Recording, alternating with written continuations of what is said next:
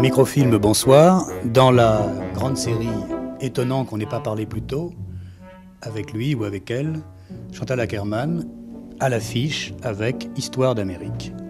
Je le dis d'emblée, on va faire 2 microfilms avec Chantal. Un évidemment sur le film, et puis un second tour d'horizon. Je crois que ça vaut le coup de faire des tours d'horizon avec des cinéastes qui, de temps en temps, envoient de leurs nouvelles. Moi, ce qui caractérise ton cinéma, Chantal, c'est un titre d'un de tes films qui s'appelait News from Home, qui était un film qui était passé, ça fait assez longtemps maintenant, et même un peu inaperçu. C'était un film extrêmement rude et assez ascétique comme ça. Il était fait également sur l'Amérique. C'était une lettre, c'était des lettres. Et je pense que ton cinéma, c'est de plus en plus, mais tu n'es pas la seule, de temps en temps on donne de ces nouvelles. Et alors, il y a des gens qu'on aime bien, donc on est content d'avoir une fois tous les 2 ans, tous les 3 ans, plus souvent s'il se peut, de savoir où ils en sont, vu qu'on sait en gros autour de quoi ils tournent, autour de quoi ils travaillent depuis un certain temps, et que ça ne va pas changer fondamentalement parce qu'on n'a qu'une vie, et que plus le temps passe, plus on sait qu'on a après à charge d'élucider, de domestiquer, d'approfondir, de ne pas oublier, ou au contraire d'oublier certaines choses. Donc là, c'est un film qui s'appelle Histoire d'Amérique, et comment dire, c'est un film sur l'être juif, la façon d'être juif, devant une caméra, de raconter des histoires, de raconter son histoire, et donc voilà où tu en es. C'est-à-dire, maintenant, News from Home, c'est je suis juive. Ça n'apparaissait pas dans les premiers films plus ou moins expérimentaux en Amérique, ou pas directement. C'est revenu par la bande, je me rappelle dans les Rendez-vous d'Anna. Et puis là, ce qui est fort dans le film, c'est que c'est le film. C'est-à-dire, c'est frontalement, on essaie de faire une représentation. Donc on se coltine tous les problèmes de la représentation du cinéma, c'est-à-dire fixe ou en mouvement, personnage ou figurant, caméra qui bouge ou caméra qui ne bouge pas, histoire drôle ou pas drôle. Et on essaie de faire un film avec une progression, donc qui n'est pas dramatique, mais qui est une progression quand même, et qui ne s'évade pas de son sujet. Alors je suppose qu'évidemment tout ça a mûri très très longtemps en toi avant d'arriver à ça, mais je crois que ça vaut le coup à la fois que tu racontes comment ça a mûri, et puis comment le traitement s'imposait aussi à toi. Comment faire comme ça et pas autrement, parce que ça, ce sujet n'est pas n'importe lequel. Il y a déjà peut-être 15 ans, même plus, je voulais faire un film sur la diaspora, qui aurait été un film qui aurait commencé en Russie, serait passé par la Pologne, toute l'Europe de l'Est, et qui se serait terminé autour de la gare du Midi à Bruxelles. Et je voulais faire un film un peu comme News from Home, c'est-à-dire qu'il n'y aurait pas eu d'acteur, j'aurais filmé une maison, quelqu'un qui passe devant, un arbre, un peu de forêt, n'importe quoi dans ces pays-là. Et je voulais en fait que les langues bougent. Montrer, le russe mêlé avec un peu d'yiddish. Ça aurait déjà été des histoires qui se racontent, c'était ça un peu l'idée. Mais je voulais montrer comment les langues bougent. Et puis arriver à Bruxelles, autour de la gare du Midi, où les gens débarquaient quand ils arrivaient d'Europe de l'Est. J'ai pas réussi à le traiter. Et puis j'ai quand même eu, à un moment donné, l'idée de faire du cinéma commercial. Et ça a été d'ailleurs, c'est pour ça j'ai eu à peu près 10 ans d'impasse. J'ai commencé avec un truc très simple par rapport au cinéma, où ça allait comme de soi-même, jusqu'à Jeanne Dillman, même News from Home. Les Rendez-vous d'Anna, c'est déjà plus ambigu. Parce que tout d'un coup, il y avait derrière quelqu'un qui avait dit, Chantal, tu deviendras un cinéaste qui fera des entrées, etc., etc. Et moi qui avais travaillé dans mon coin, l'idée me réjouissait, je dois le dire. Bon. Et bêtement, parce qu'en fait, ça m'a rendu malade. Je veux dire, peut-être qu'un jour, je ne sais pas, il se passera peut-être un hasard qui fera, mais ce ne sera pas un truc décidé, quoi. Et donc, comme le sujet juif continue à me travailler, j'ai voulu faire, dans l'ordre du cinéma, après ça, quelque chose qui était plus comme Autant n'emporte le vent. Et donc, j'avais acheté les droits de 2 livres de Singer, qui s'appelait Le Manoir et le Domaine. Et là, c'était plutôt dans le romanesque. Et pas comme ma première idée. D'ailleurs, mais en même temps, tout ça montrait que j'arrive. Je ne l'ai pas fait. Bon, je me suis dit à un moment, ça coûtait très cher à faire. Et j'ai quitté quelques mois aux États-Unis pour travailler d'argent. Je n'ai pas trouvé. Mais en fait, je n'ai pas insisté non plus. Je crois que si j'ai fait ni l'un ni l'autre, c'est pas pour les raisons que... les raisons apparentes étaient là. C'est pas assez commercial, je trouverais pas l'argent pour le faire. Et puis, Bon, l'autre qui était la face extérieure de l'iceberg, c'était trop cher. Mais en fait, c'est parce qu'en fait, j'arrivais tout simplement pas. Ça me travaillait. Et en même temps, je crois que quelque part, je voulais mettre ça de côté. Je crois vraiment. Je n'avais pas... la nécessité était sans doute là, mais peut-être pas assez forte. Et puis, il y a un truc de courage quand même. Parce que, bizarrement, bon, il y a eu beaucoup de films où on peut dire qu'il y a eu une sorte de mise à nu de moi. Et bon, par exemple, je tue Hillel au sens littéral du terme. Mais je crois que là, c'était le point sans doute le plus sensible. En même temps, j'ai envie de dire que, pour reparler des trucs juifs, au moment où les Juifs sont sortis d'Égypte, après avoir été en esclavage, ils sont restés 40 ans dans le désert.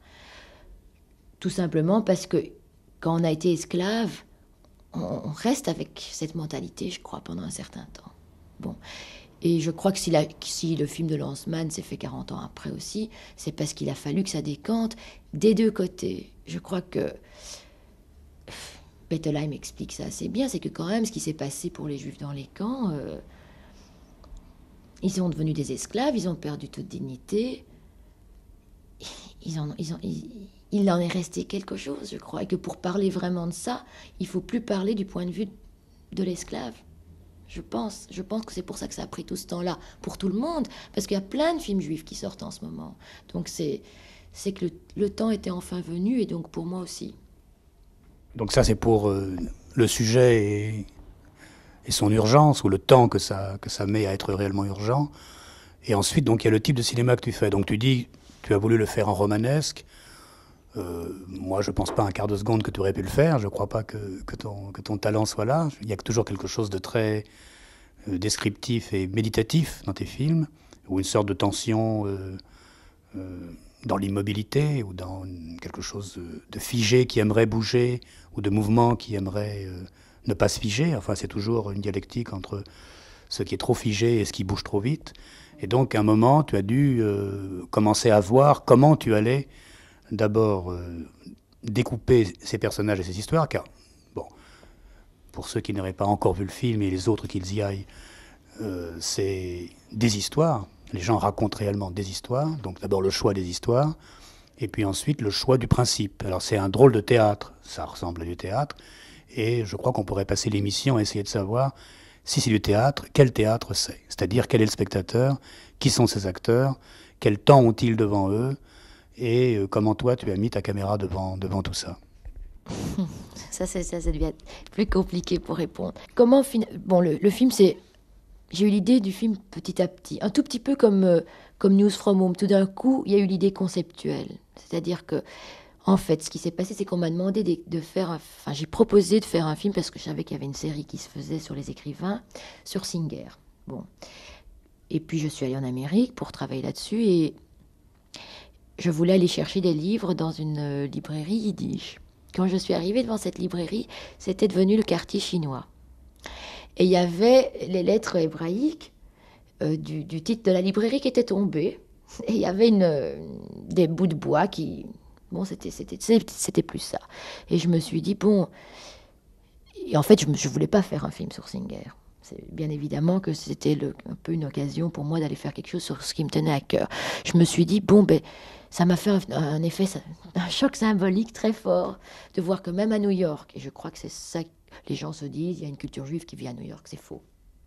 Même à New York, où on dit qu'il y a 2,5 millions de juifs, cette librairie n'a plus de place. Et Singer, qui écrit toujours en yiddish, est sans doute un des derniers, et est une sorte d'ovni, quoi. Bon, d'ailleurs, ces livres ne se lisent pas en yiddish, ils se lisent en anglais ou en français ou en hébreu. Bon. Et en plus, du côté d'Israël, il y a une négation terrible de ce qui nous a fait. Il a fallu, pour aller en Israël, changer d'être. Pour faire cet État, il a fallu changer d'être. Il a fallu échanger l'être pour l'avoir, quoi. Bon, la même chose en Amérique. Bien que ce n'est pas une terre que les Juifs possèdent. La même chose, complètement. Bon. À part, bon, les très religieux, ça c'est encore une chose ça c'est encore un autre problème. J'ai trouvé, tout en faisant mes petites recherches, des textes qui étaient des textes que des gens écrivaient dans des journaux yiddish, comme par exemple, comme quand les gens écrivent à Marie-Claire pour avoir une réponse sur leurs problèmes amoureux. Là, c'est sur des problèmes de vie. Et donc, c'était dire éditeur. Et puis, l'éditeur disait, c'était soit des problèmes d'intégration, enfin, toutes sortes de genres de problèmes. Et l'éditeur, à ce moment-là, c'était un journal très socialiste. Maintenant, et qui paraissait tous les jours. Maintenant, il paraît, je crois, une fois par semaine. Et il n'est plus tellement socialiste du tout. Mais enfin... Et ce journal allait quand même assez fort dans le sens de l'intégration comme réponse. Mais je ne me suis pas servi des réponses. Donc, j'ai trouvé plein de textes. Et les textes qui m'ont touchée, je les ai réécrits à ma manière, en mettant plein de choses que j'avais entendues à gauche, à droite, et puis dans un certain style d'écriture, qui est le mien. Et j'ai mélangé aux blagues, parce que on sait tous à quoi servent les blagues juives, quoi. Et qu'elles servent à faire passer le réel, puisque c'est une sorte de mise à distance. Et je me suis dit, je peux pas, je dois faire pareil. Je dois faire raconter ces gens, et je dois mettre des blagues qui sont la même chose, finalement. Bon. Et puis, je repars de l'histoire de la librairie. Je me suis dit, mais tout ça, ça n'existe plus. Donc, je voulais que ce soit quelque chose comme fantomatique qui passe. Donc, je voulais que ce soit des fantômes arrachés à la nuit. On ne sait pas s'ils sont vivants, s'ils sont morts. On sait forcément que l'acteur qui est là en face est vivant, mais il parle de quelque chose qui est mort. Moi, c'est un peu ça que je voulais.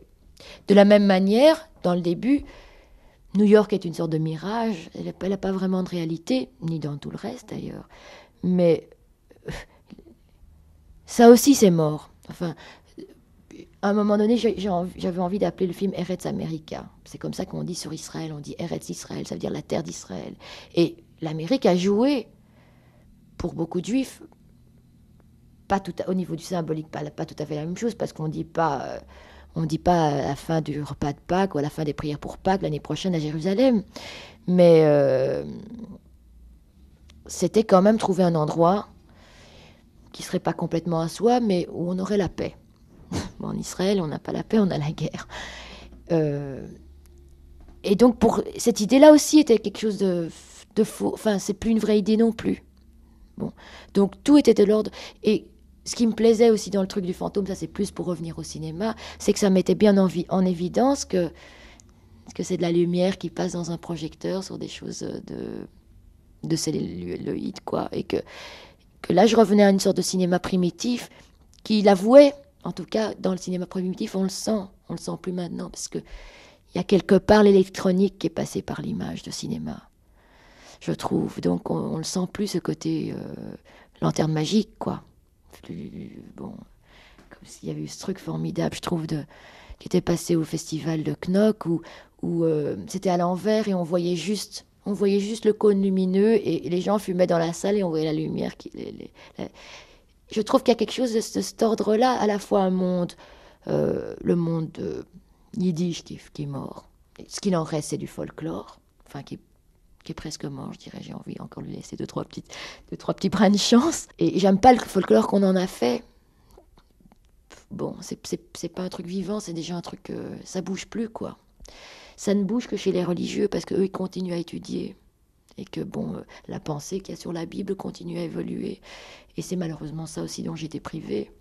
Ce que je trouve important dans ce que tu dis, c'est cinéma primitif, parce que tu as quand même toujours pratiqué quelque chose qui a à voir avec l'éblouissement du cinéma à ses débuts.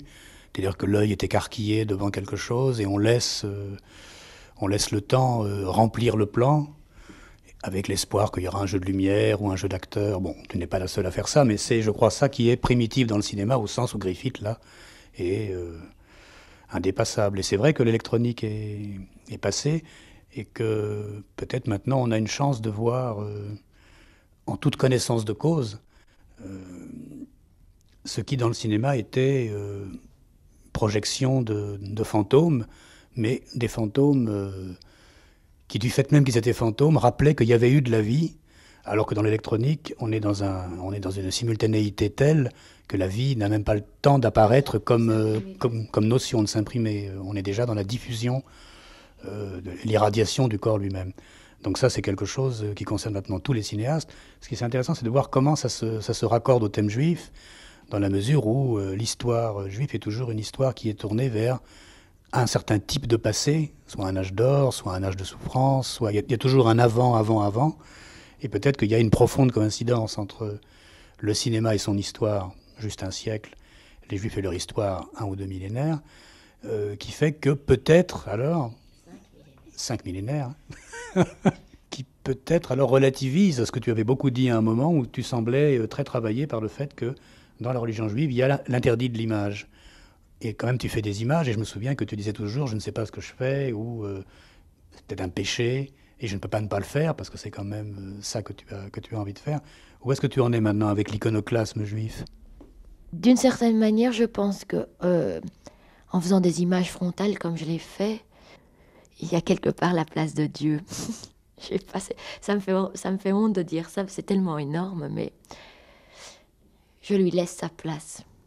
Je pense que c'est pas des images d'idolâtrie, quoi. Bon, pourquoi quelque part, je ne sais pas si j'y croyante ou pas, mais pourquoi quelque part la notion de Dieu est tellement géniale, c'est que bon, ben alors ça ne peut pas être François Mitterrand, ça ne peut pas être Frédéric qui est à la télévision, ni enfin tous ces nouveaux dieux télévisuels, parce qu'il y a quelque chose ailleurs qui est au-delà de tous ces gens. Et donc, du coup, eh bien, on a une attitude libre. Donc, on ne va pas être impressionné et idolâtrer des gens qui sont sur Terre. En fait, quelque part, la notion de Dieu fait qu'on est des êtres beaucoup plus libres que s'il n'y en a pas. Il suffit d'en avoir la notion, c'est même pas obligatoire d'être croyant, je crois. Bon. Et j'ai l'impression qu'avec le type d'image que je fais, ben, je ne suis pas dans la dénégation. J'ai l'impression que c'est comme c'est un rapport d'une personne à une autre, finalement. Je suis en face. Quelqu'un va au cinéma, il est en face. On en tient compte. C'est pas un rapport où quelqu'un aperçoit quelque chose par surprise. Je sais pas comment dire. C'est un peu complexe à expliquer, mais donc bon, ben on est en face de quelqu'un d'autre qu'on peut pas idolâtrer, puisque on est dans un rapport presque d'égalité. J'ai l'impression avec l'image. Non mais moi j'ai moins de scrupules que toi à dire qu'effectivement il y a Dieu en tant que c'est une place dans la structure, qu'elle soit occupée ou pas est peut-être tout à fait secondaire. Dans la mise en scène de ton film, c'est une mise en scène frontale. Alors, effectivement, si on se met en face de quelqu'un, on ne peut pas être à genoux par définition puisqu'on est en face. Et que, alors là, s'embraye toute la capacité de parler. Moi, je ne suis pas du tout un expert dans la culture juive, mais je sais quand même que l'une des choses qui a été inventée dans cette culture, c'est le dialogue avec Dieu, au moins chez les Hasidim. Et avec tout ce qu'il y a comme récrimination, blague, jouer au plus fin, avoir le dernier mot, une version, disons, occidentale de ce qu'il y a aussi un peu dans le zen, par exemple. Mais que de toute façon, la place en face, elle est là. Et si elle n'était pas là, les gens ne parleraient pas comme ça, ne seraient pas à la fois aussi maladroits et aussi malins, ne ruseraient pas, ne raconteraient pas leur vie, ne se confieraient pas, ne feraient pas un truc qui va entre le courrier du cœur et la déclaration terrible. Et que moi, pendant tout le film, je me disais, mais moi, c'est une question que je me pose toujours. Hein. C'est très pratique quand on fait la critique de cinéma, de se demander, si c'était pas la caméra, ce serait qui ? Et selon la réponse qu'on donne, on voit à quel type on a affaire. En général, dans les mauvais films, à la place de la caméra, il n'y a personne. Personne ne pourrait être là. Des fois, c'est le public. Si au moins c'est le public et que le public répond, très bien. Des fois, c'est maman. Des fois, c'est un tel et personne d'autre, etc. Mais il y a toujours quelqu'un à la place de la caméra. Et là, je pensais que la seule solution possible pour comprendre ton film, c'était Dieu. Mais un Dieu peut-être absent, peut-être bienveillant, peut-être profondément indifférent, ou que ça amuserait de voir défiler ces fantômes qui sont drôles, qui sont géniaux, qui sont pas très éloquents. Et d'ailleurs, à ce propos-là, j'aimerais savoir comment tu as affronté le fait qu'il n'était pas question d'avoir des histoires superbement racontées Et Dieu sait s'il y a des gens qui racontent des histoires juives d'une façon formidable. Mais raconter, c'est-à-dire plaider comme on plaide sa cause. Donc tu allais avoir des acteurs non professionnels, des cafouillages, des dérapages, des fois ils parlent très mal anglais, des fois, etc. Et que c'était cette inégalité-là dans le défilé des personnages qui allait quand même donner au film sa vérité globale. Est-ce que c'est pas un peu angoissant pour un cinéaste d'avoir à mettre en scène des choses qui vont être un peu pas complètement abouties ou réussies? La façon dont les gens disent les choses, par exemple. Je pense que là, ça faisait partie du film complètement. À la limite, j'ai presque pas dirigé les acteurs dans ce film. J'ai fait beaucoup d'auditions, et une fois qu'il y avait quelque chose de bien qui se passait dans l'audition, c'était oui. Et de toute façon, il n'y avait pas le temps de les diriger, et donc je les ai pas dirigés. Et je les ai laissés être comme ils étaient, sans cruauté, je pense, vis-à-vis d'eux. Parce que j'ai pas essayé de les magnifier non plus, mais ils sont tous beaux quelque part, je trouve. Donc non, parce que à partir du moment où on n'est pas dans un récit, une narration traditionnelle, ou s'il y a un moment où la narration dérape, on est déjà hors de cette narration et on n'est plus dans le film, que les gens soient un peu meilleurs, un peu cafouilleurs, ça... Bon, par exemple, si on voit quelque chose qui est de l'ordre de l'inverse, qui est par exemple un film d'Hitchcock, où tout est dans le calcul, quand il y a une donnée qui est fausse, plus rien ne va. Bon, là, comme il n'y a rien qui est dans le calcul, à la limite, on peut... ça va avec le film, je ne sais pas comment dire. Ça va avec le film, mais bon, par exemple, j'ai bien vu pour les blagues, la première blague qu'on a fait, une des fêtes, c'était Life is like a fountain. Bon, ben, je savais bien qu'ils n'étaient pas très bons, mais en même temps, il n'y avait pas à faire de performance. C'est pas un film de l'ordre de la performance à aucun moment pour les acteurs. Il y a de temps en temps certains qui tout d'un coup ça l'est parce qu'ils sont comme ça. Et puis d'autres non. Et évidemment, bon, par exemple, je sais comment les acteurs réagissent au film. Les acteurs, eux. Alors ils disent ah celui-là joue bien, celui-là joue pas bien. Bon, alors ça, évidemment pour eux c'est raté. Mais quand même, la majorité des gens ne sont pas des acteurs, donc c'est pas comme ça pour eux que ça fonctionne. L'un est plus sensible à l'autre pour des raisons alors de ce qui est raconté. Non, moi ça m'a pas gêné. Bon, moi je suis quelqu'un, j'aime beaucoup travailler avec les acteurs et en général, je laisse pas faire trop. Je laisse faire de plus en plus, mais là, je suis pas beaucoup intervenue. Je suis intervenue beaucoup plus dans les auditions. C'est en fait dans les auditions qu'il y a eu quelque part, ça allait vers le travail. Une fois que c'était dans la bonne direction, même si c'était pas parfait, c'était... De toute façon, on avait 15 jours, alors c'était à prendre ou à laisser. Et j'ai préféré prendre.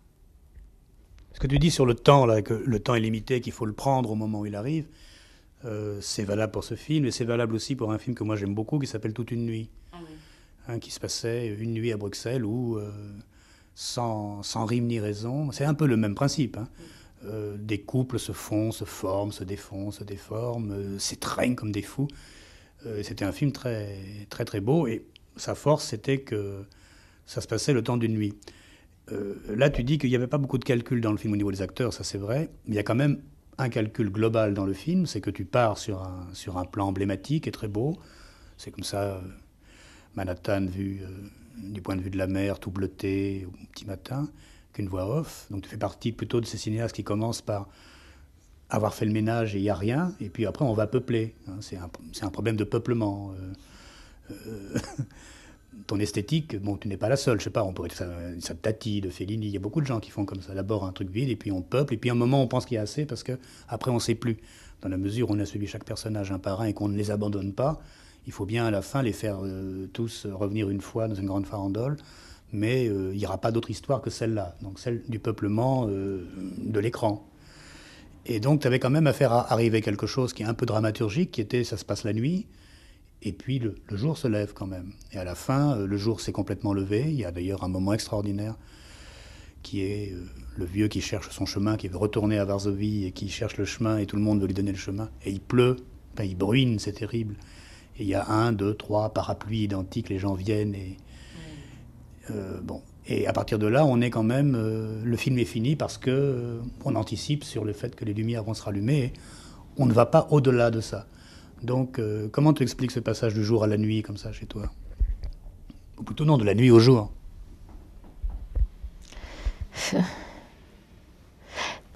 Peut-être que c'est un peu... J'ai jamais pensé, hein, j'ai jamais réfléchi de pourquoi. Mais j'ai toujours besoin de la nuit parce que j'ai besoin que ce soit épuré. Au début, je veux pas des détails réalistes. Et au bout d'un moment, quand le film est fini, on laisse plus le réel entrer. J'ai l'impression que c'est pour ça. J'ai jamais réfléchi pourquoi. Il y a une sorte de logique, c'est un peu lyrique aussi. Et puis, il y avait une fin tout à fait possible et qui aurait été probablement une fin apparemment plus forte dans le film, qui était terminée à la nuit avec ce vieux monsieur qui chante et qui dit à la fin, qui dit la vie est quelle belle nuit, la vie est formidable, just for living, il dit en anglais. Et moi, quand il a eu fini de chanter, je voulais qu'il dise encore quelque chose, mais je ne lui avais pas dit avant. Donc je lui criais ce qu'il devait dire. Alors bon, il entendait vaguement. Alors, il reprenait, et puis à la fin, après avoir repris tout ce que j'ai dit, c'est lui qui a rajouté, mais vraiment comme ça lui-même, just for living. Et il a 90 ans. Bon. Et on était comme ça. Moi, bon, c'est vrai, just for living. La vie est belle juste pour la vivre, quoi. Bon. Évidemment, on était... Mais je me suis dit, non, il faut une coda, il faut quelque chose. Je sais pas pourquoi, parce que bon, c'était beaucoup plus évident de finir à ce moment-là. Et d'ailleurs, bon, on m'a beaucoup dit, coupe la fin. Et je me suis accrochée à cette fin. Je me suis dit, bon, on n'est pas dans un film où, voilà, le moment fort, final, on va mettre une fin. Il faut que ça reparte. Et ça pouvait repartir que dans le jour. Mais j'ai pas réfléchi, j'ai pas vraiment... Je sais pas. Je peux pas m'expliquer vraiment pourquoi. Il y a une autre question toute bête, c'est... Le film est en anglais, avec différents accents. Ça se passe en Amérique. Enfin... Pourquoi l'Amérique, ou plutôt, où est-ce que tu en es, toi, avec l'Amérique? Moi, j'ai fini avec l'Amérique, c'est fini. C'est-à-dire que, bon, dans ma vie à moi, quand je suis partie, que j'avais 21 ans et que je suis partie à New York, ça a été extraordinaire pour moi. Bon, pour les raisons habituelles de quitter sa famille, même si je l'avais déjà quitté avant, c'était... Pour venir à Paris, c'est trop près, quoi. Et puis, bon, j'ai vu ces films expérimentaux, et puis j'ai travaillé, je faisais des petits boulots, je savais bien que j'étais complètement libre. Bon, et ça m'a vraiment donné une impulsion, une énergie, etc. Ça a été, comme tu disais, ça a été un moment que j'ai plus jamais retrouvé après, et que j'ai toujours recherché, j'y retournais régulièrement, etc.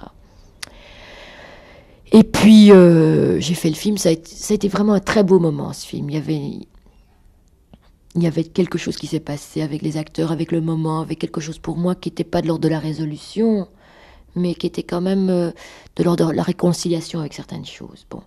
Et donc après, je me suis sentie vraiment bien, et de nouveau, j'ai eu envie d'y retourner. Et j'y suis retournée cette année en été, et j'ai montré donc le film aux acteurs, etc. Et puis, bon, c'est tout con à dire, mais j'ai pas supporté. Bon, d'abord, ce qu'ils font avec la culture, etc. Parlons même pas de culture, hein. Ça c'est encore autre chose. Et de la manière dont c'est venu ici pour le pire, ça c'est encore un autre truc. Mais la misère, les gens déglingués dans la rue, 400 000 personnes déglinguées dans la rue, je pouvais pas supporter ça. Je peux pas vivre, on peut pas vivre dans une ville où il y a Park Avenue, propre, nickel, et à côté, et je me dis, et avec Marilyn, avec qui j'étais, donc qui est mon amie d'enfance et qui s'occupe de ma maison de production à Bruxelles, on disait, parce qu'elle avait lu un livre qu'a écrit Martin Eden, Jack London, où il y avait déjà tous ces pauvres gens, etc. Je sais plus lequel c'était. Et elle disait, si on organisait tous ces gens, on fait sauter New York. Parce que 400 000 personnes, mais seulement ces gens sont au-delà de toute possibilité. Ils sont déglingués, foutus, c'est des zombies, quoi. Et ils sont là, c'est pas possible. Et c'est quand même comme si cette ville ne vivait. Elle produit ça. Alors bon. Alors il y a un peu plus de ces gens. Moi, c'est ça. Bon, ce qu'on voit à la télévision ici, ce qu'on nous renvoie ici, la nourriture, la culture, tout. Le rêve américain, en plus de libéralisme et de tout ça qui nous a envahis plus que jamais ici, qui est d'ailleurs complètement lié à la guerre 40-45, encore un de ses effets pervers, Je pense qu'on se serait beaucoup moins américanisé si les Américains n'étaient pas venus, entre guillemets, nous sauver. Je peux plus, moi, vraiment, je peux plus. C'est vraiment... Et ce qui est fou, c'est qu'on a été avec un petit garçon de 8 ans qui avait déjà le rêve américain. À 8 ans, il rêvait déjà de l'Amérique. Eh bien, on était dans le métro, il y avait des gens qui venaient mendier. Eh bien, il ne les voyait pas. Dans la série des identifications possibles et impossibles, c'est inhérent au thème juif. Donc, tu es né en Belgique. Et l'Amérique, bon, on va pas en reparler parce que je crois qu'on va en parler beaucoup cette année parce que c'est partout. C'est dans le film de René, c'est dans ce que font les Américains eux-mêmes. Parce que ce qui arrive à l'Amérique arrive évidemment à l'Europe, puisque depuis le plan Marshall, l'Europe est en partie américaine. Et donc, ça l'oblige à prendre conscience que l'oncle Sam est peut-être un enfant qui a mal tourné aussi. Et puis il y a l'Est qui bouge, donc c'est en train de se rééquilibrer. Donc ma deuxième question géographique, c'est et la Belgique alors? Tu en es où avec la Belgique aujourd'hui?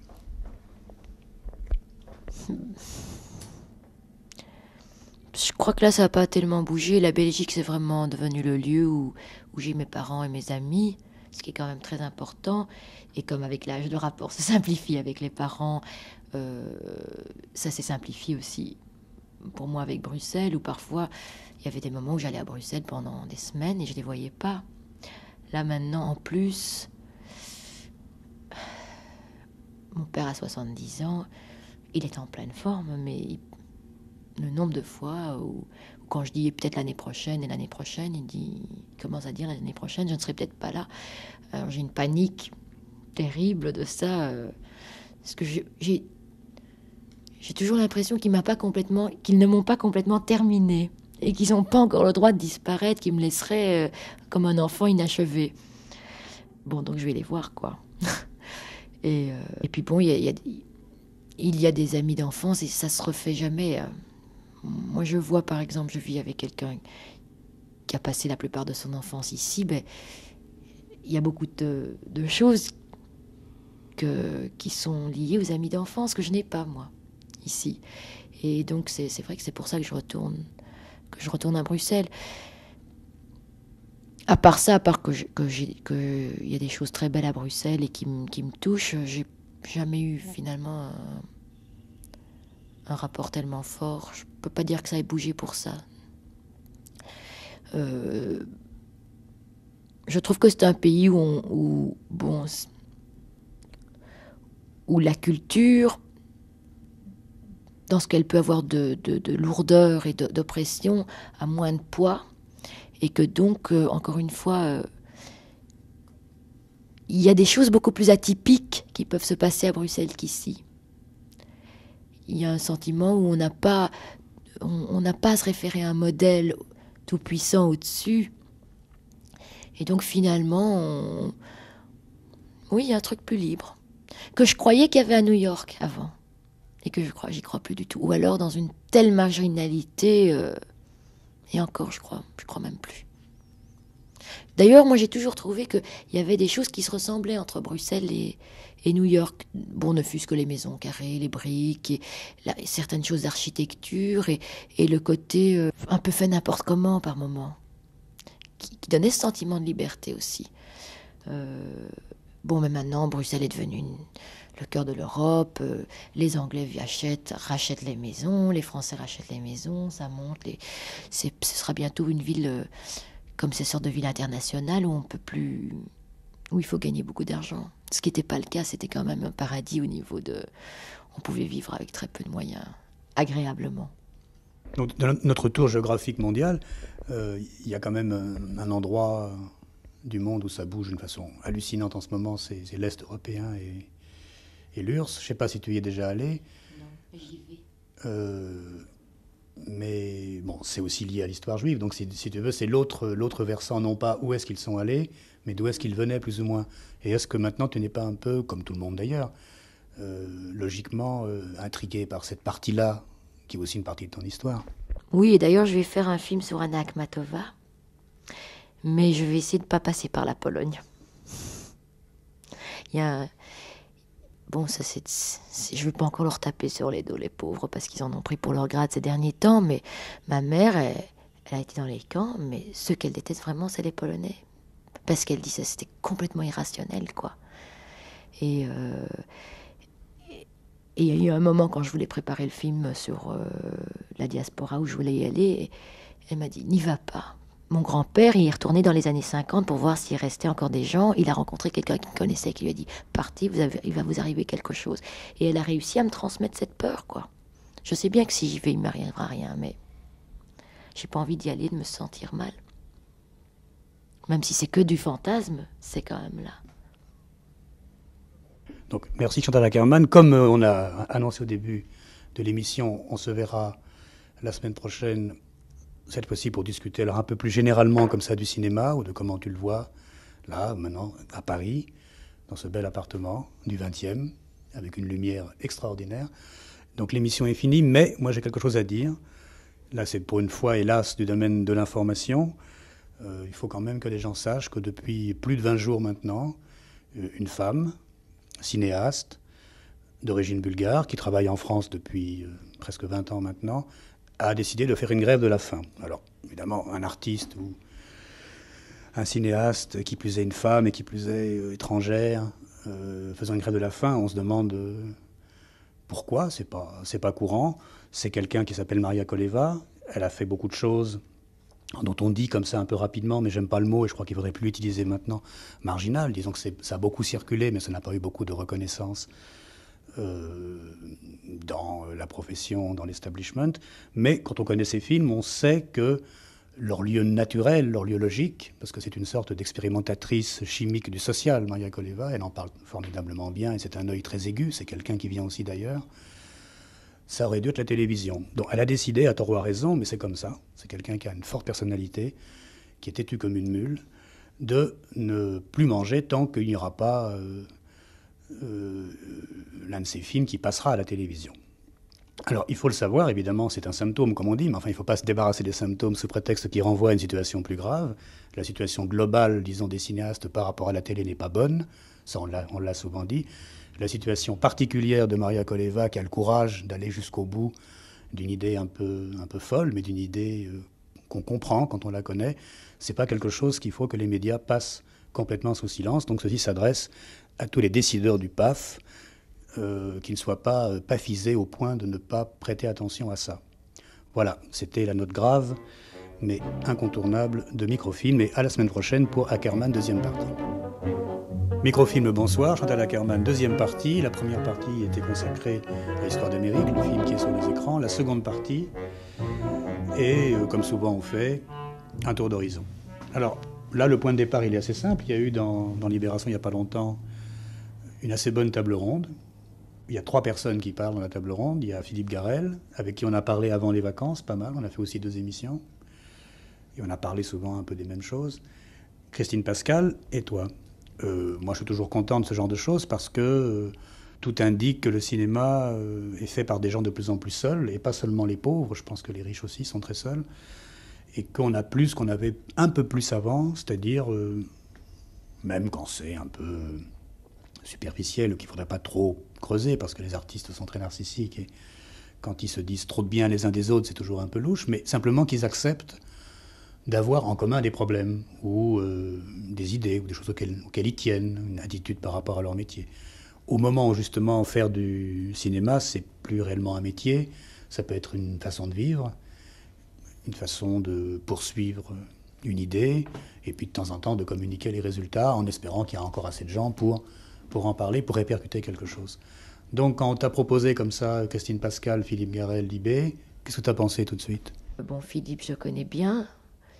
Enfin, bien. On se voit de temps en temps et il y a une sorte de chaleur et de respect mutuel. Christine, je connaissais pas du tout, je l'avais aperçue 1 ou 2 fois. Je me suis dit que, tactiquement, pour elle, c'était pas bien d'être liée à nous parce que son film a quand même des... Bon, d'ailleurs, elle a essayé même de se défendre en disant qu'elle voulait, elle, continuer à raconter des histoires, que techniquement, il valait mieux pour elle, par rapport au public, de ne pas être liée à nous, qui avons l'air d'être comme ça des losers. Ce que je crois pas du tout. Je crois que c'est une fausse idée. Je crois peut-être qu'on est plutôt plus gagnant que d'autres. De toute façon, je me suis dit, bon, c'est pas grave, on y va. Et puis, bon, en fait, il y avait une sorte de tolérance même plus que de tolérance. C'était une conversation à bâton, un peu réactive, c'est-à-dire que moi j'ai plus souvent réagi vis-à-vis de ce que disait Philippe, par exemple, qu'amener des idées en plus. C'est d'ailleurs souvent comme ça que j'arrive même à penser quelque chose, parce que je suis quand même parfois un peu dans la bouillie, dans la tête. Si on m'oblige pas à préciser, je précise pas pour moi-même, je fais pas cet effort. Donc en même temps, c'était pas mal. Et je pense que les quelques défenses qu'avait Christine au début sont tombées au bout d'un moment. Parce que on parlait des acteurs du cinéma, de l'argent, et que finalement, on est en face des mêmes choses. Même si Christine n'a pas abandonné l'idée de réussite. Elle est plus jeune aussi. Et peut-être d'ailleurs qu'avec raison, pour elle. Et que son problème est plus un truc avec les acteurs que moi. Puisqu'elle a beaucoup insisté sur le fait qu'il faut laisser vivre les acteurs à l'image, etc. Et elle disait tout le temps qu'elle parlait bien, elle, en tant qu'ancienne actrice. Moi, il y a eu des moments où j'ai laissé vivre les acteurs, c'était pour le mieux. Il y a des moments où je les ai contraints, c'était pour le mieux. Je pense pas qu'il y ait une règle, et je pense que laisser faire les acteurs, c'est pour le meilleur et pour le pire, parfois. Ça dépend de quel film on fait. Il y a aussi un peu chez Philippe cette notion de laisser faire, de prendre le moment magique comme ça. Il disait se mettre en danger le tournage. C'est pas complètement comme ça que je fais. Mais bon.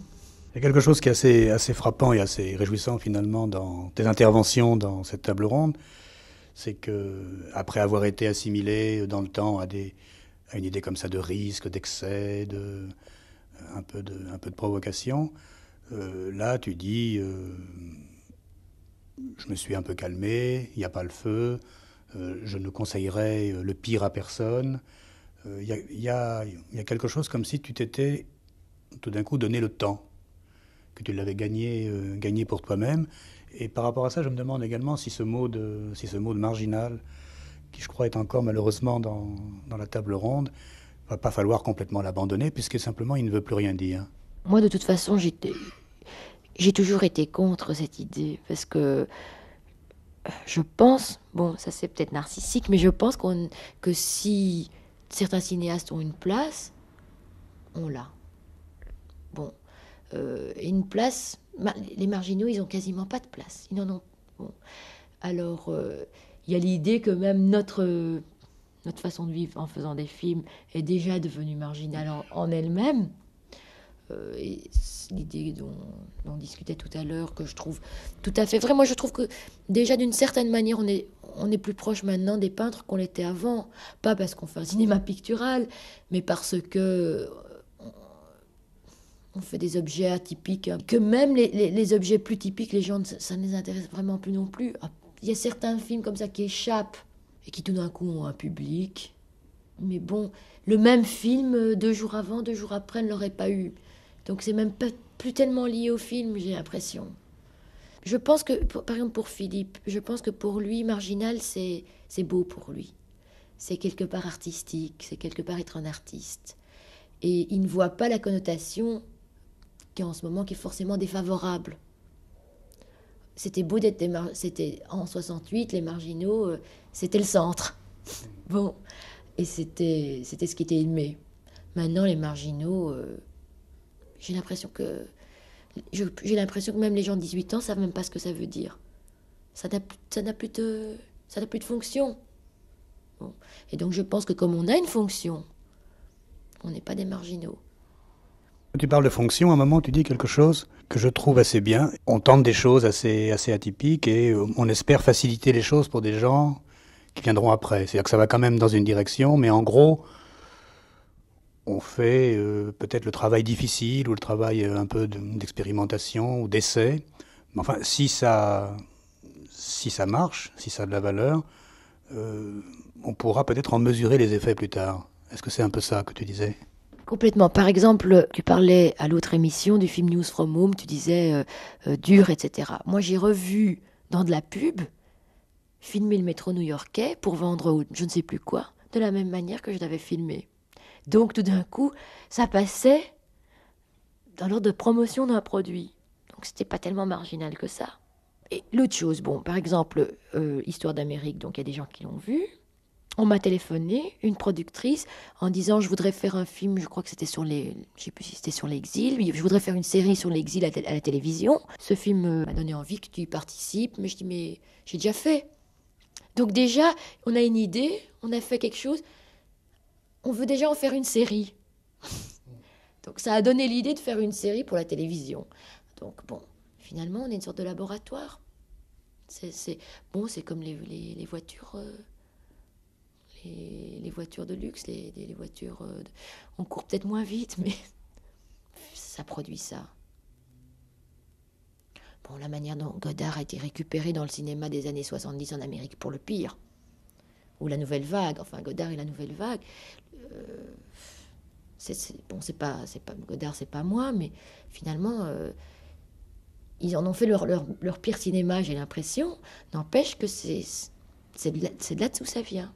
Et là, tu donnes quand même des exemples négatifs, parce que ça veut dire que quand une œuvre existe et qu'elle est forte, même si elle passe un peu inaperçue au moment où elle sort, elle est reprise par des gens de la même profession 10 ans plus tard, mais enfin c'est pour promouvoir un produit ou pour faire du très mauvais cinéma. Donc est-ce qu'il n'y a pas quand même, là je me fais l'avocat du diable, le fait que quand on fait un truc qui est bien, qu'il soit repris ou pas, en un sens, bon bah tant pis, il faut qu'il soit parfait tout de suite. Qu'est-ce que tu veux dire par parfait, complètement abouti? Oui, mais ça, on peut pas faire quelque chose de complètement abouti tout de suite. Moi, je sais que Jeanne Dielman, ça a été, pour moi, ça reste complètement abouti parce qu'il y a eu toute une série de films avant que je me suis d'ailleurs payé moi-même. C'est-à-dire, j'ai pas demandé de l'argent ailleurs. Faisais des films en un jour, en 2 jours, etc. Et puis, il y a eu Jeanne Dielman qui était aboutie. Bon. Et puis, j'ai un peu toujours fonctionné comme ça. Non, je crois que l'idée qu'un film doit être abouti tout de suite, c'est un truc très contraignant et c'est un truc qui panique et puis finalement qui fait qu'on rate les films. Oui, c'est vrai que j'ai donné des mauvais exemples, mais ça veut dire que... Non, ce qu'on nous accuse, ça c'est vraiment... Je sais que c'est pas dans ta logique et ça t'intéresse pas, mais ce qu'on nous accuse quand même, c'est que ce soit de l'argent perdu. Bon, et moi, je crois qu'il y a d'autres gens qui gagnent de l'argent. Ce que j'ai expliqué, j'ai peut-être mal choisi les exemples, mais ce que j'ai expliqué, c'est que si des images de News from Home sont reprises dans de la pub, c'est qu'on sert aussi à faire gagner de l'argent à d'autres. Même si on peut avoir 1000 idées sur la pub, on resserre, on sert dans une... Même dans l'économie, on sert, je crois. Bon, maintenant, au niveau artistique, il y a peut-être d'autres gens qui feront aboutir ça à un autre moment. Il y a quand même une histoire qui se continue. Alors peut-être qu'ils feront aboutir ça dans 20 ans ou demain, mais je pense que si on a... Je pense quand même qu'on est productif de ça aussi. Là, je ne peux pas donner d'exemple de ce que j'ai fait moi. Je ne peux pas dire, voilà, il y a quelqu'un qui a fait en plus fort ce que j'ai fait il y a 10 ans. Je ne sais pas. Parce que je ne vais pas assez voir de choses, mais il est tout à fait possible que ce soit déjà arrivé quelque part. Et par exemple, bon, même moi je vois le film de Philippe Garrel, bon. Et je vois comment il a traité la matière dans son film. Ce noir et blanc, comment ça bouge dans cette image. Je ne parle pas de son sujet, je ne parle pas même du côté home movie, qui est repris de certains cinéastes américains expérimentaux. Il y a d'autres cinéastes expérimentaux qui ont travaillé comme ça sur la matière pellicule, quoi. C'est ce qui m'a plu dans son film. C'est comment était cette pellicule. C'était vraiment très très beau à voir, comment ça bougeait, au-delà de l'histoire, au-delà de son enfant, au-delà de lui, au-delà de sa femme, au-delà de tout ça. Comment s'appelle ce type qui travaille là-dessus en Amérique? Donc même lui, même de plus marginaux en plus marginaux, ça travaille ensemble, ça continue, quoi. Donc bon, là aussi on sert, je crois. Je peux pas le dire pour moi parce que j'arrive pas à avoir assez de distance par rapport à moi, ça m'est plus facile par rapport à Philippe, c'est sûr. Donc là, finalement, on voit bien ce dont il s'agit. Ça veut dire qu'un cinéaste, même s'il a l'air paumé dans la société, ou en être un peu la part maudite, il a rapport à ce qui peut venir après lui. Des fois, il l'anticipe, même s'il y a des effets pervers, où ça n'arrive pas là où on pensait, ou au moment qu'on pensait.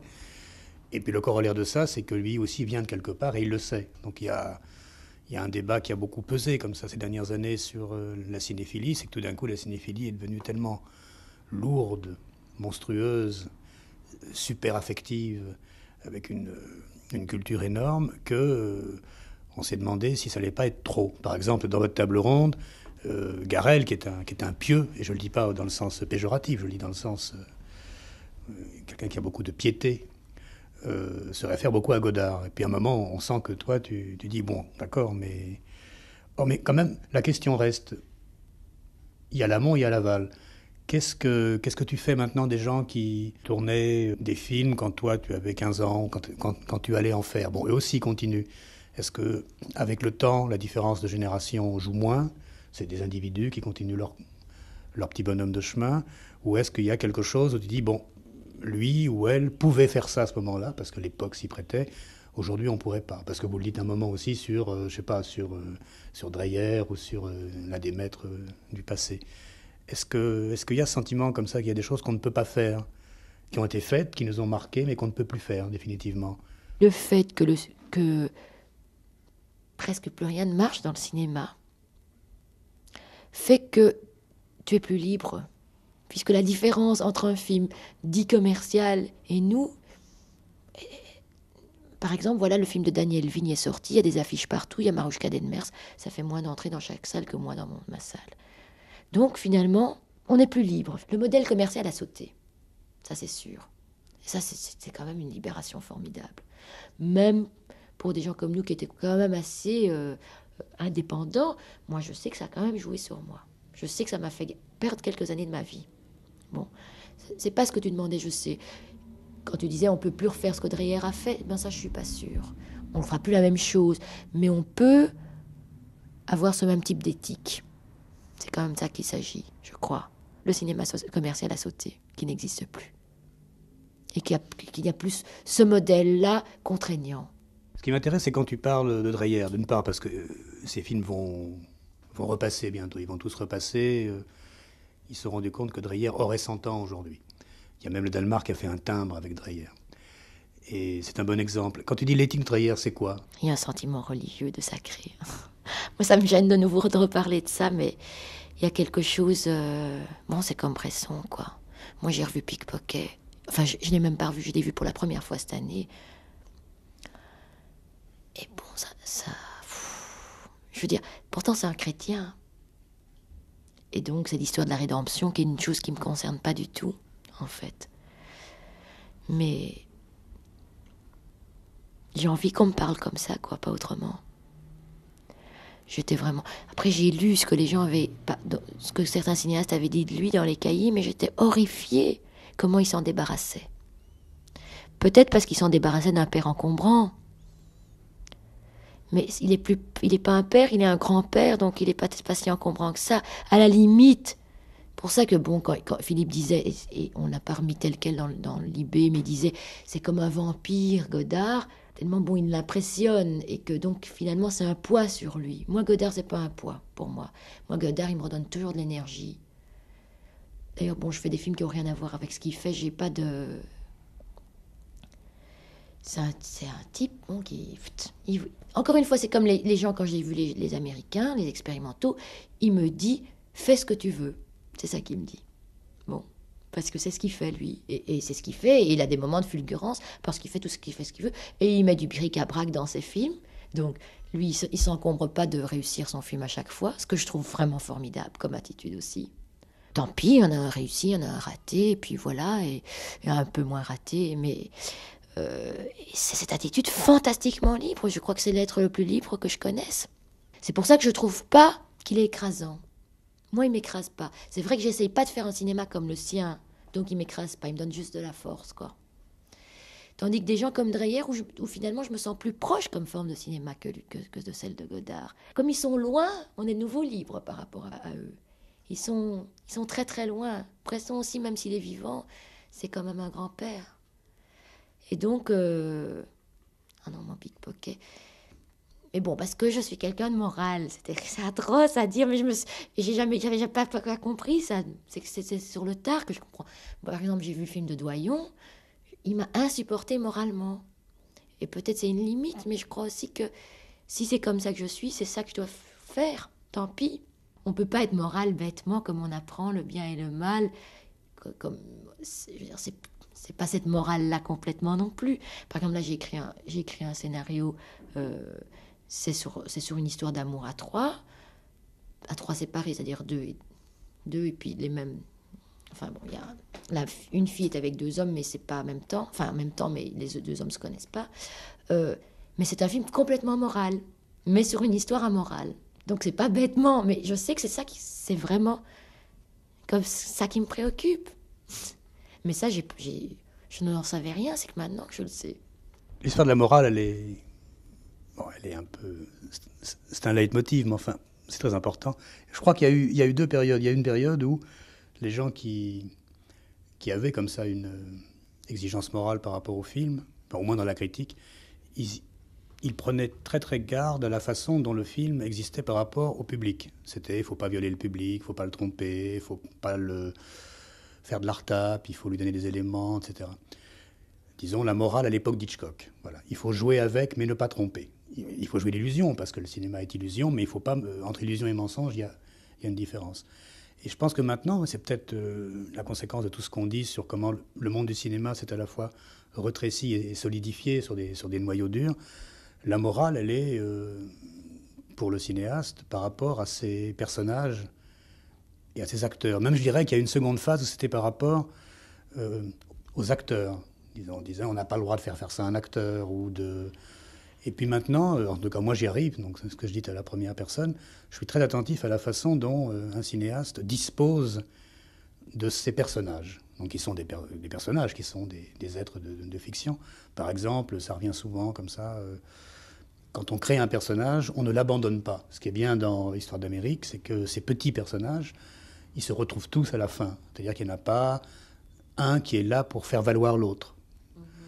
Et je me demande si aujourd'hui, parce que la morale c'est un mot un peu effrayant et un peu vague, mais je crois que ça se déplace. Il y a des centres douloureux de la morale, c'est comme l'acupuncture. Et je dirais qu'aujourd'hui, pour moi, je ne sais pas si tu es d'accord avec ça, c'est quand on prend la peine d'inventer un personnage, il y a quand même une part de création, un peu golem, après on lui doit quelque chose. Pour les personnages, je peux pas te dire parce que j'y ai jamais réfléchi, je les ai quasiment toujours... Enfin non, il y avait quand même des gens de passage. Bon, dans Rendez-vous d'Anna, il y avait des gens de passage. Mais le problème était justement parce qu'ils étaient des gens de passage. Le film était là-dessus. Donc, ça se posait pas de la même manière. Et tout le problème était qu'elle passait et qu'en fait, chaque fois quelque chose s'était créé parce qu'elle était de passage, elle ne se serait pas créée si elle n'avait pas été de passage. Donc, j'ai jamais réfléchi comme ça par rapport à la morale au niveau des personnages. Il y a des choses un peu bêtes, si tu veux, quand je vois certains films de Foreman, sa première période américaine, et qu'il allait juste montrer le bouton sur le nez de quelqu'un. C'est de la cruauté par rapport au personnage. Mais faire rire en étant cruel avec ses personnages. Bon, ça, c'est des choses que je ferais pas, mais ça, c'est tellement degré zéro, quoi. Ou certains trucs d'Alfman aussi que je peux pas supporter sur comment il traite ses personnages. Il les rend toujours des freaks, mais pas les beaux freaks de Ted Browning. Tu vois, ça c'est intenable. Ça c'est je suis tout puissant et moi je vais vous montrer le point noir que quelqu'un a derrière la tête ou devant la tête, etc. Mais quand je parlais de morale, c'était presque au-delà du cinéma. Parce que moi, je me suis crue bêtement amoral.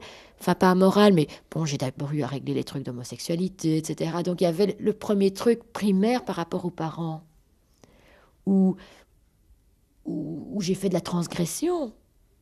Hein. Et puis, je me suis rendu compte qu'au fond, la morale de mes parents, qui n'est pas liée à l'homosexualité, si tu veux, où on confond tout quand on a 18 ans, forcément. Et bon, d'ailleurs, c'est ce que je montre dans ce film-là aussi. La morale de mes parents, et bon, je peux pas y échapper, on en revient de nouveau à ce qui s'est passé. C'est quand même tout par rapport à ce qui s'est passé par rapport à 40-45. Et bon, c'est celle qui m'intéresse, et c'est au-delà du cinéma, si tu veux. Et c'est une chose dont je n'avais pas confiance. C'est ça que je voulais dire. Parce que je pense qu'au point de vue du cinéma, j'ai toujours eu une éthique où, bon, j'étais toujours en face. Je pense que j'ai jamais manipulé mes personnages. Je pense que j'ai jamais essayé d'en faire rire pour des trucs... comme fait Altman, où il y avait toujours une dignité. Tous les personnages que je les sauve toujours, de toute façon. Les pires. Je les ai toujours sauvés. Dans tous mes films, il Il n'y a pas quelqu'un qui est tout blanc ou tout noir. Il y a toujours des êtres dignes. Hein. Je me suis jamais dit, ouh là là, ça j'ai écrit ça, c'est pas bien par rapport à un personnage. J'ai toujours, en me censurant, c'est jamais sorti des choses monstrueuses sur les gens. Bon, ça j'ai pas à me forcer. J'ai même pas à réfléchir j'ai même pas eu à réfléchir dessus, si tu veux. Mais l'éthique, quand je parle de l'éthique, bon, je crois que c'est le rapport au sacré. C'est un truc que je ne savais pas que j'avais. C'est confus tout ce que je dis, quelque chose que je sais pas depuis longtemps vraiment. Mais quand je parle de la morale de vie. Tu vois, c'est pas la même que quand Godard parle de la morale, quand il dit une image, c'est juste une image, etc. C'est pas encore le même truc où il parle vraiment spécifiquement du cinéma. Moi, c'est plus un rapport global à la vie. Bon, j'imagine chez Godard aussi, je pense pas que c'est pas... Quand il a dit qu'il fallait lever les yeux pour regarder des films, c'était une parole... par exemple, mon oncle, qui n'a rien à foutre de rien et qui aime pas le cinéma et tout ça, il était bouleversé. Et donc, il a aussi ce rapport au sacré, finalement. Moi, je croyais que j'en faisais l'économie complètement, justement, par exemple, dans Je tue Hillel. Tu vois? Mais c'était probablement, peut-être pas aussi simple que ça pour moi de le faire. Sans doute qu'il devait y avoir de la culpabilité. Sinon je croyais pas que c'était ça, faire l'économie du sacré. Tu vois? C'était un déplacement de choses, je crois. Bon, je parle nouveau de moi, mais... Non, c'est très bien, c'est jamais facile de parler de soi. Quand tu vois ce qu'on appelle les médias, la télé, tout ça, est-ce que tu te dis que c'est bien qu'il y ait encore le cinéma, parce que justement, le cinéma, c'est l'endroit où on peut prendre le temps de faire attention à ce qu'on fait, ou de le faire complètement, de le faire librement, c'est-à-dire à la fois de prendre des risques, et puis en même temps de faire très attention. On dirait que c'est ça le cinéma, les deux à la fois, une sorte de vigilance un petit peu en retrait, et puis aussi il faut y aller, parce que maintenant plus rien ne nous empêche d'y aller. Mais est-ce que ce qu'il y a autour du cinéma, donc ce qu'on appelle l'audiovisuel, les médias, ça t'est indifférent, ou ça peut t'aider de temps en temps, ou ça te fait rire, ou tu trouves ça pas bien? L'évolution de la télévision, bon, tout le monde a parlé des feuilletons américains, etc., mais... Et l'envahissement des images américaines, je trouve ça terrible, et je trouve que ça lobotomise les gens, ça c'est... Encore une fois, je vais parler de chez moi, de chez mes parents. Mes parents, quand il n'y avait pas... En Belgique, il y a 20 chaînes. Mais quand il y avait plus ou moins que la RTB, les chaînes françaises, et que la RTB passait au zoo à 10h30 du soir, ils regardaient au zoo, ils adoraient. Et ce n'étaient pas des gens cultivés, ils adoraient, ça leur parlait. Mais maintenant, ils regardent Dynasty parce que c'est moins fatigant. Et s'il n'y avait pas Dynasty, ils continueraient à regarder au zoo. Donc c'est vraiment une question de qui a pris la place, quoi. Et que, bon, alors ça... Il n'y a rien à faire, je pense, ça lobotomise les gens. D'un autre côté, moi, je sais que je regarde des trucs... je regarde des émissions 7 sur 7 et des choses comme ça. Et puis, c'est vrai que pour moi, la télé, c'est aussi... ça a l'air d'être de la provocation. Mais dans ma vie, ça a été très important parce que c'était la seule chose qui arrivait à me faire dormir. Et je dis pas ça pour la provocation.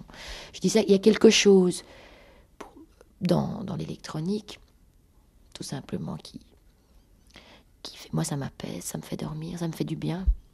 Tu vois, ça calme. Je crois que c'est aussi pour ça que les gens regardent la télévision. Bon, et ils regardent aussi quelque chose parfois. Mais je sais, moi, plus rien ne pouvait me faire dormir, et je mettais la télévision, je regardais la télévision avec une certaine hauteur de son, et il y a un effet électronique calmant. Et je dois dire que c'est pour moi quelque chose de très important. Bon, ça a l'air d'être de la provocation, mais je t'assure que ça ne l'est pas. Et je pense que c'est une banalité, mais s'il y avait des choses formidables à la télévision, ce serait quand même... Je sais qu'il n'y a rien à faire que quand les gens ont choisi d'aller dans un film, l'acte de choisir, d'aller, l'effort qu'on fait, te met dans un état de disponibilité. Mais comme les gens ne le font presque plus, je vois pas pourquoi on prive les gens de choses formidables et qu'on leur met de la soupe. Enfin, je sais pourquoi, parce que ça coûte moins cher, la soupe. Mais je trouve que c'est quand même criminel, quoi. Je me souviens, j'ai discuté avec le type d'RTL à Bruxelles, et je dis, mais comment vous... Il dit, mais si vous croyez que moi j'aime ce que je passe à la télévision, il dit, mais ça me coûte pas cher, et les gens regardent, et je vends ma pub. Bon, tout le monde sait ça, et c'est banal de le dire, mais je crois qu'on le dira pas assez, ces gens sont criminels. Ils font du mal aux autres. Parce que quand même, en plus, au niveau de la morale, quand on voit les déchirements, la grossièreté, la vulgarité des sentiments qu'il y a dans tous ces trucs de télé américaine, je sais pas, c'est criminel. Encore une fois, c'est de la morale, mais c'est criminel.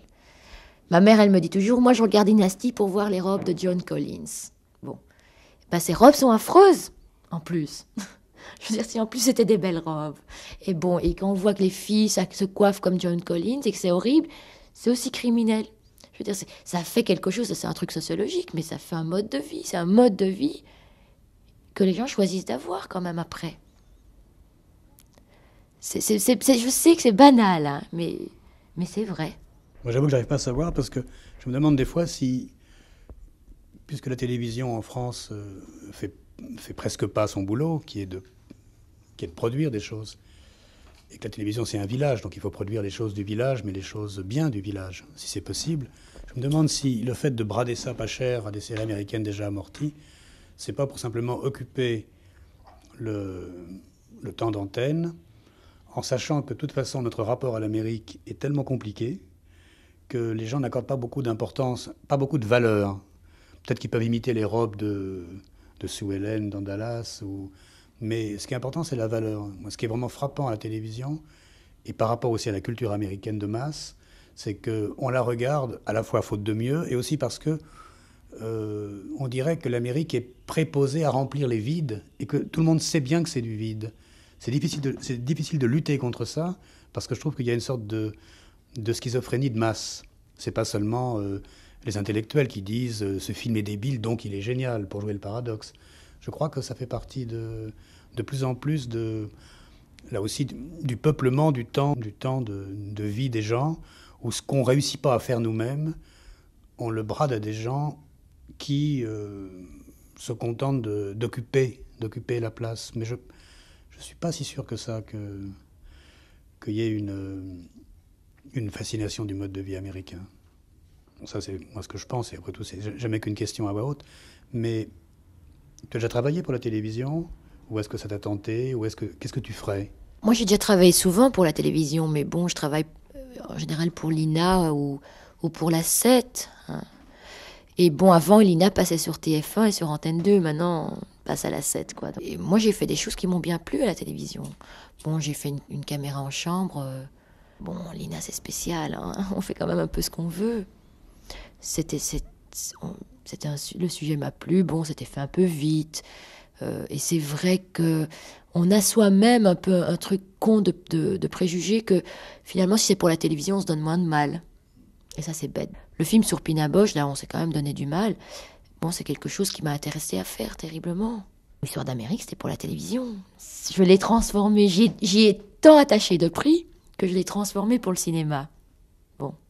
Mais au départ, c'était pour la télévision. Là, j'ai fait un film sur Brendel. Là, c'était pure télévision. Et vraiment, j'ai pas été au montage, quoi. Mais ça, c'était de leur faute aussi, d'une certaine manière. Parce que, bon, ils ont pas assez accordé d'importance à ce qu'ils font eux-mêmes. C'est-à-dire que, bon, Brendel est venu, on l'a filmé pendant 3 heures. C'est pas comme ça qu'on montre quelqu'un qui parle de Schubert et qui joue Schubert sublimement. C'est pas ça. Alors on m'a dit, est-ce que tu es d'accord de travailler avec 2 caméras, puisqu'on savait bien que c'était pas ce que je faisais. Alors j'ai dit, il y a des gens qui font ça beaucoup mieux que moi. Mais je veux bien.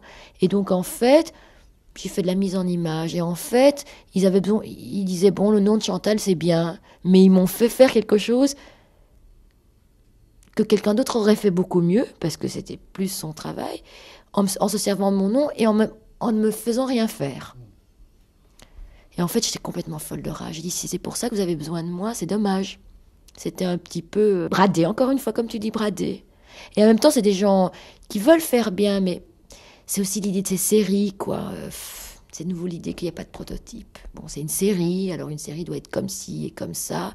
Donc on prend des gens qui font des prototypes, on les met à faire des séries, d'une certaine manière, on leur coupe bras et jambes. Et ça, c'est depuis qu'il y a une chaîne culturelle, parce qu'avant, l'INA ne faisait pas de séries. Ou faisait des séries où chaque truc était un prototype. Alors là, j'ai l'impression qu'on est en train de passer à côté de quelque chose qui aurait pu être formidable. Moi, ce que j'ai compris dans ce que tu as dit tout à l'heure par rapport aux trucs américains qui n'ont pas d'importance, peut-être aussi que comme ça n'a aucun poids culturel, peut-être, que les gens se sentent libres aussi du coup. Et ça, c'est peut-être pour le mieux. Mais ça, c'est l'effet pervers de l'Amérique. On se sent libre et en effet, on n'est pas libre. Parce que la question de la télévision, du point de vue du cinéaste, elle est aussi intéressante, parce que certains cinéastes ont besoin de faire événement. Leur film est structuré comme un événement, comme un bloc, comme un prototype, qui perdra terriblement d'être immergé dans un flux. Il y a d'autres cinéastes, et pas forcément les moins bons, qui poursuivent un dialogue. C'est-à-dire que quand le film commence, on sent que depuis longtemps déjà, ça avait commencé bien avant, dans leur tête, ou dans d'autres films, ou dans des histoires. Des films, par exemple, sont comme ça. Ils partent faussement d'un truc vide. Ils partent déjà d'un trop-plein de choses avant, puis on fait le vide, et après on repeuple. Et je trouve que ça, c'est plus proche de la télévision, de ce qu'elle devrait être. C'est-à-dire l'intelligence des enchaînements sur une programmation, sur une journée. Et il peut très bien y avoir des cinéastes qui diraient, moi j'aime bien ce que tu disais un petit peu, le côté hypnotique de la télévision. C'est dans la vie des gens, c'est domestique. À un moment, il y a simplement une différence de tension ou d'attention. Ils sont un petit peu plus attentifs devant des images un petit peu différentes, mais pas fondamentalement. C'est pas le grand cinéma qui ne peut plus passer à la télévision, c'est des formes simples et des formes... Et je me demande si toi tu tiens encore à la rencontre énigmatique avec le public dans une salle. Donc il fait l'acte, qui vient, qui discute, qui aime, qui aime pas. La critique, car évidemment les films sont critiqués quand ils sortent dans une salle. Quand ils sont à la télévision, c'est... Ou si il ne serait pas pensable comme ça d'avoir un dialogue normal, un peu mystérieux, avec la télévision. Une sorte de présence comme ça, une sorte de présence familière qui ne dit pas aux gens « levez-vous, partez, quittez tout, habillez-vous, allez au cinéma, faites la queue, payez l'ouvreuse ». C'est un événement. Le mot événement est en train de devenir tellement abject qu'on se demande s'il ne faudrait pas faire maintenant de la pub pour les non-événements, pour les choses qui sont dans une durée. Je pense que ce que tu dis est vrai, mais ce qui se passe, c'est que par exemple maintenant, Martine Marignac disait en riant, on sort les films, comme ça il y a de la presse, comme ça il y a une campagne publicitaire, etc. Ce qui fait que ça leur donne une plus-value quand ils passent à la télévision, et ce qui fait que les gens les regardent plus attentivement.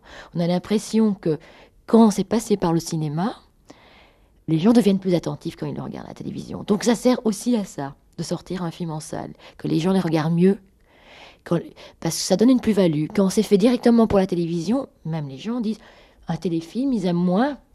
Quand il y a marqué téléfilm, ils passent plutôt sur la chaîne à côté.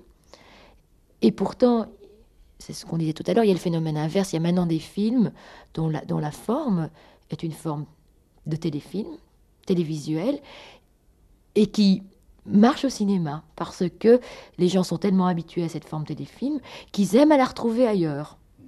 Alors il y a un truc tout à fait qui est complètement dans les deux sens, quoi. Mais ça c'est quand même, ça c'est inquiétant, moi je trouve. Moi je suis aussi inquiet que toi, parce que c'est vrai que pendant très longtemps on s'est dit il y aura quand même une influence esthétique du cinéma à la télévision, puis il y a eu jusqu'à un certain point. Et maintenant, je me demande si c'est pas le contraire, parce qu'il arrive très souvent de voir un film qui sort alors dans les salles, avec donc un grand écran, un son Dolby, des couleurs mirobolantes, une violence inouïe, du sexe partout, des transgressions de scénarios pas possibles. Beaucoup de films américains, par exemple. Et quand on fait l'effort de les regarder comme ils sont faits, donc de les analyser très simplement, comment les plans sont enchaînés, le montage, la place de la caméra, le rythme, on se dit que c'est des pauvres téléfilms, mais ils sont mis sur leur 31. C'est-à-dire que maintenant, on a des téléfilms qui se sont habillés chic pour sortir dans les salles et pour revenir après à la télé, comme si la télévision était la demeure naturelle maintenant des images, que certaines images appelées films avaient besoin du baptême de la presse, de la critique, d'où l'importance démesurée de la critique. Il n'a aucune action sur les entrées, mais une énorme action symbolique sur les films, ce qui fait qu'il y a des réactions très monstrueuses maintenant des gens... quand ils sont critiqués, alors qu'avant ils s'en foutaient un peu. Mais il y a quand même quelque chose dans la télévision du terminus. Et je crois que ça devient difficile maintenant pour un cinéaste de concevoir un projet, disons, cinéma. J'irais même plus loin, je dirais que beaucoup de films qui ont crié comme des putois, qui c'était que du cinéma, de l'anti-télévision, etc., très souvent sont des films pompiers fatigants parce qu'ils ils ne se rencontrent plus avec ce qui est de toute façon le pain et le vin quotidien audiovisuel des gens, pour le meilleur et pour le pire. Ça, c'est une question que moi je me pose. Je ne sais pas combien de temps les cinéastes donc libres, qui travaillent des fois pour la télé, des fois pour le cinéma, pourront s'avancer seuls dans le désert, puisque la maison, et la maison maintenant c'est le grand hangar audiovisuel à recyclage et à réparation, est tellement loin d'eux. Vu que la maison cinéma, maintenant c'est un château en Espagne, où c'est un truc d'effet spécial. Et ça c'est une question que je me pose, je n'exige pas de toi une réponse, mais je te passe quand même le micro. Je n'ai pas de réponse. La seule chose à laquelle je pensais, c'était justement ces grands films, tu vois, dont on parlait, ces Dreyer et tous ces trucs-là, et ces Bresson. Eh bien qu'il faille peut-être lever les yeux pour les regarder, imaginons-les sur l'écran de télévision, avec, regarde, bon, chez moi, il y a un truc pour mettre des fleurs sur la télé, bon, le mur est blanc, mais il pourrait être rayé, ou il pourrait y avoir des trucs. Je trouve que ça prendrait dans un truc qui n'est pas sacralisé, puisqu'une salle de cinéma, c'est quand même encore un peu un sanctuaire, un truc sacré, je pense que ça prendrait une force encore plus terrible. Parce que ça ferait tellement contraste. Et finalement, avec le quotidien, moi je pense que on ne devrait pas passer Dallas à 8h30, parce que finalement, bon, ça passe comme de l'eau chaude, mais que si on passait un film de Dreyer à 8h30, Jeanne d'Arc, ben là ça fait un effet terrible dans le quotidien. Finalement, c'est là que ça ferait événement. Mais est-ce que les gens veulent les événements? Ça, c'est autre chose. Mais par exemple, quand tu disais, tout d'un coup, on regarde un peu autrement, il y a un petit objet atypique qui passe au milieu d'autre chose. Moi, c'est comme ça que je mets la radio toute la journée. Et je mets soit France Musique, soit France Culture. Et je mets ça pour que ça ne me gêne pas. Et tout d'un coup, je suis en train de faire autre chose, je n'entends rien, il y a quelque chose que j'entends. Et tout d'un coup, je vais écouter. Il y a tout d'un coup un type qui joue mieux que quelqu'un d'autre, où il y a une voix qui m'accroche. Et la télévision, c'est un peu comme ça aussi. Et donc, nos objets atypiques feraient beaucoup plus cet effet-là, en effet, que les feuilletons américains. Je pense. Donc ce sera le mot de la fin. Il faut absolument créer cette discipline nouvelle qui n'est pas de la critique, qui n'est pas de la physiologie, mais qui est entre les deux. C'est apprendre aux gens, mettez la télé toute la journée et apprenez à entendre au premier coup de tympan, au premier coup d'œil, une image légèrement différente. Laissez tout, regardez-la et écrivez-nous. Voilà, c'était Microfilm. Merci Chantal Akerman.